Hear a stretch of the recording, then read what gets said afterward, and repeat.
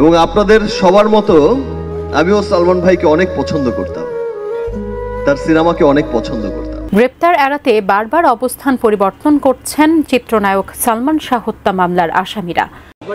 সবসময় টেলিভিশনের পর্দায় বলেন, যে কোনো ইন্টারভিউতে বলেন, সবসময় কিন্তু ওনার স্নেহের আমাকে আগলে রাখতেন।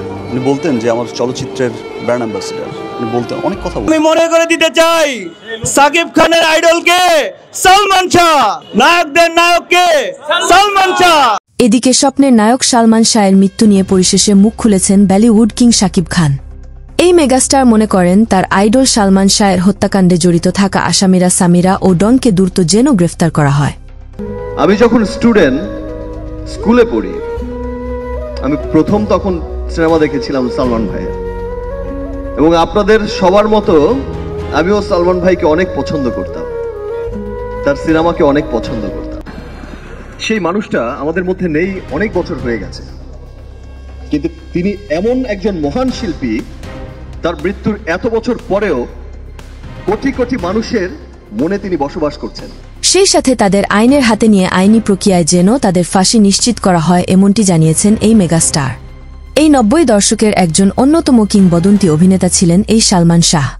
তার ভক্তরা এই আসামিদের গ্রেফতার হওয়া নিয়ে মানববন্ধন থেকে শুরু করে ঢাকা শহর আচল করার হুঁশিয়ারি দিয়েছেন।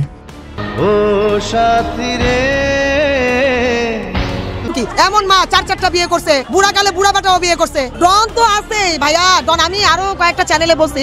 এই বাংলার মেগাস্টার শাকিব খান একটি অনুষ্ঠানে আবেগঘন হয়ে মিডিয়ার সামনে অনেক কিছুই বলেন। একজন অভিনেতা এই সিনেমা ইন্ডাস্ট্রি থেকে যাওয়ার পর দেশের সিনেমা হলগুলো প্রায় এখন বিলুপ্তের পথে। তাই এই অমর নায়কে এই সিনেমা ইন্ডাস্ট্রি হারিয়েছে এই দেশে একজন দেশের সম্পদ সালমান শাহকে।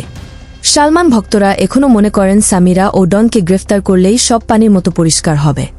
তবে এই সালমান শাহ হত্যার আসামিদের গ্রেফতার কি দেখতে পারবে এই বাংলাদেশের সালমান শাহ ভক্তরা, তা নিয়েও কিন্তু প্রশ্ন থেকেই যাচ্ছে।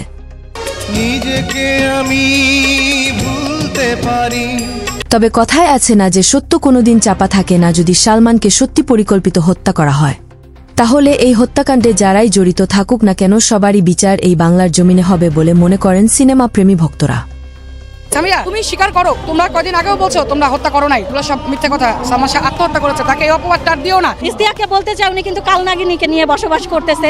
সুপরিকল্পিতভাবে যে হত্যা করা হয়েছে, তাকে অর্গানাইজেশন ইনজেকশন পাওয়া গেছে, সবই আছে। তারপর আমরা সেই রাস্তায় না যাই। আমাদের আন্দোলন মানববন্ধন চলবে 64টা জেলায় চলবে।